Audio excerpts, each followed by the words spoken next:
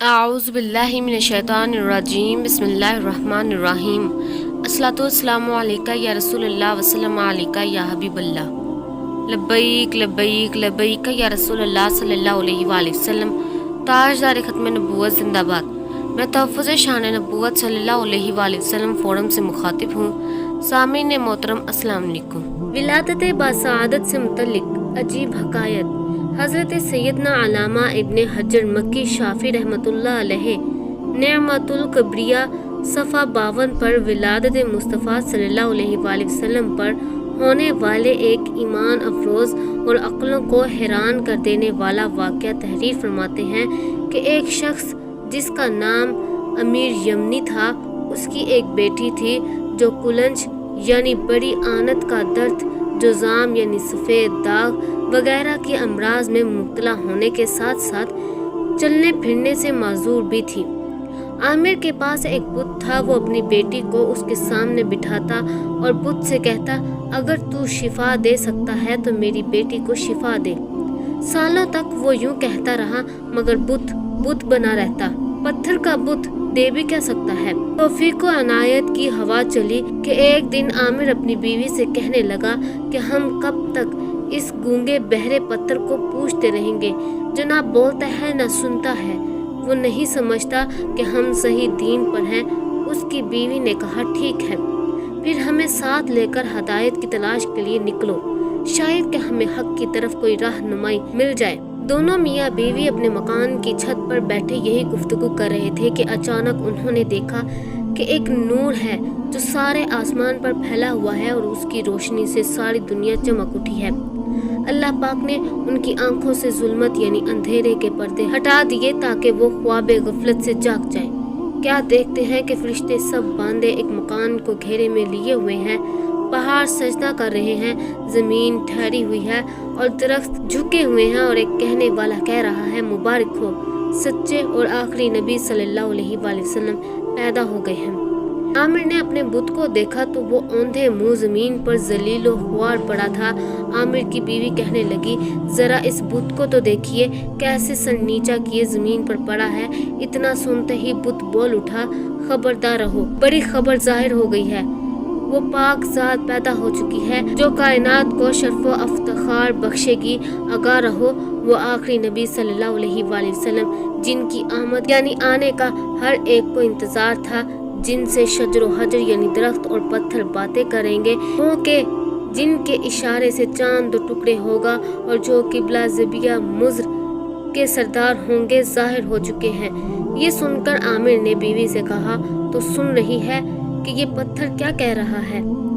بولی، اس سے پوچھئے اس پیدا ہونے والے سعادت مند کا نام کیا ہے جن کے نور سے اللہ پاک نے سارے جہان کو روشن فرما دیا ہے۔ عامر نے کہا، اے غیب سے آنے والی آواز، اس پتھر نے صرف آج ہی بات کی ہے، یہ تو بتاؤ اس کا کیا نام ہے؟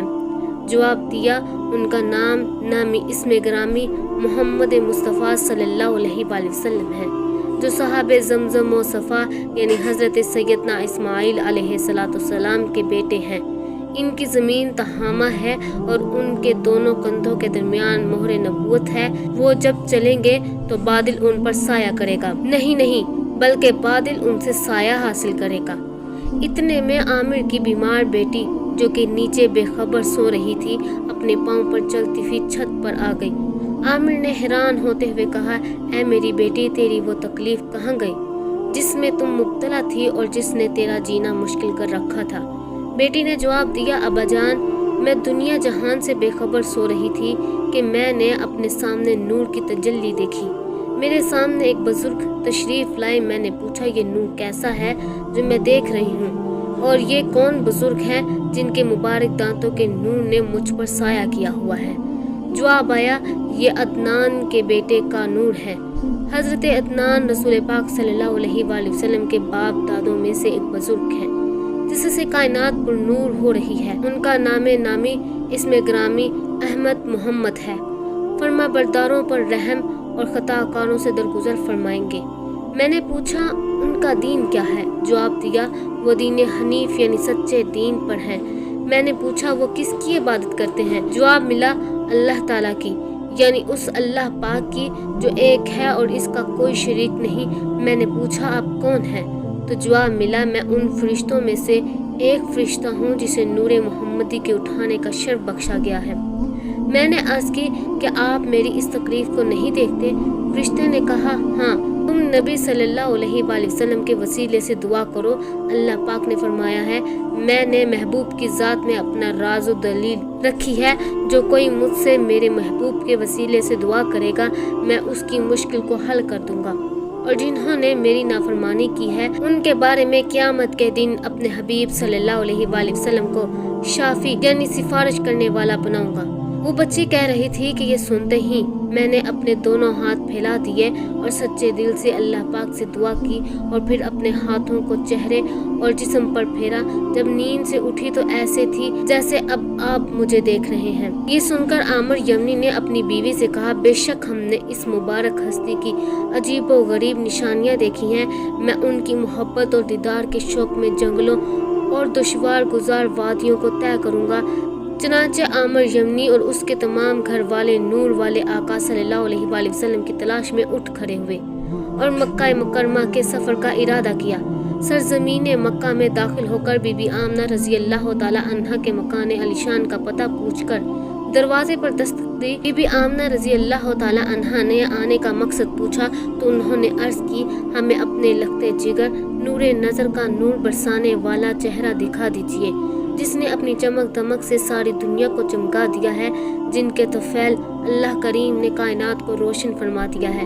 حضرت بی بی آمنہ رضی اللہ تعالی عنہا نے فرمایا میں ابھی اپنا نور نظر یعنی اپنا پیارا پیارا بیٹا تمہیں نہیں دکھاؤں گی، کیونکہ مجھے یہودیوں کا ڈر ہے کہیں وہ ان کو نقصان نہ پہنچائے، اور میں نہیں جانتی کہ تم کون لوگ ہو اور کہاں سے آئے ہو۔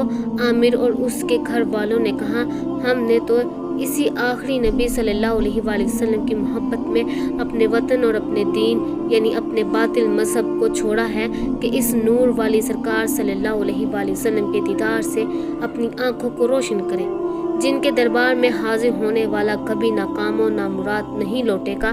یہ سن کر بی بی آمنہ رضی اللہ تعالی عنہا نے فرمایا اچھا، اگر تمہارا میرے پیارے بیٹے کے دیدار کے بغیر گزارا نہیں تو جلدی نہ کرو، کچھ دیر ٹھہرو۔ یہ فرما کر آپ اپنے مکان عرش نشان میں تشریف لے گئی۔ تھوڑی ہی دیر میں ارشاد فرمایا اندر آ جاؤ۔ اجازت ملتے ہی وہ اس مبارک کمرے میں داخل ہوئے جس میں دو جہاں کے تاجدار صلی اللہ علیہ وآلہ وسلم آرام فرما تھے۔ وہاں کے انوار و تجلیات میں ایسے گم ہوئے کہ دنیا اور دنیا میں جو کچھ ہے اس سے بے خبر ہو گئے۔ بے ساختہ اللہ پاک کا ذکر کرنے لگے۔ جیسے ہی چہرہ پر انوار سے پردہ اٹھا تو دیدار کرتے ہی یکدم ان کی چیخیں نکل گئی، اتنا روئے کہ ہچکیاں بند گئی، قریب تھا کہ ان کی روح ان کے جسم سے نکل جاتی۔ آگے بڑھ کر رسول پاک صلی اللہ علیہ وآلہ وسلم کے ننھے ننھے مبارک ہاتھوں کو چوما۔ حضرت بی بی آمنہ رضی اللہ تعالی عنہا نے ارشاد فرمایا اب جلدی سے چلے جائیے۔ آخرکار نہ چاہتے ہوئے عامر یمنی دل پر ہاتھ رکھتے ہوئے گھر سے باہر آئے۔ عامر یمنی کا حال ہی بدل چکا تھا، وہ اس نورانی چہرے کی دیدار کے عاشق زار بن چکے تھے۔ دیوانہ وار چیخ کر کے کہنے لگے مجھے حضرت بی بی آمنہ رضی اللہ تعالی عنہا کے گھر واپس لے چلو اور دوبارہ التجا کرو کہ مجھے دیدار کرا دے۔